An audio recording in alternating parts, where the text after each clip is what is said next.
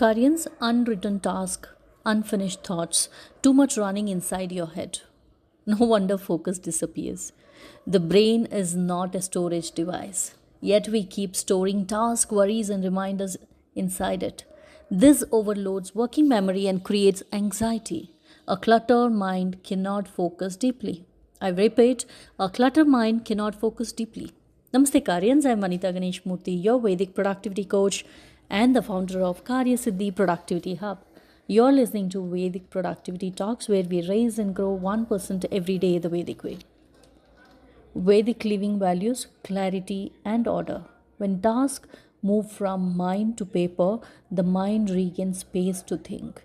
Writing is not an admin work, it is a mental hygiene. So start writing Vedic to-do list and consider that as a roadmap for you. Free your mind, don't use it as a storage. So what is the actions that you can take? Do a 5 minutes brain dump today and write your Vedic to-do list and take actions according to that. Until then, I wish you to be very productive. Join the KaryaSiddi Productivity Hub. Let's work this together. Until then, be productive and have a great day. Bye. Jai Hind.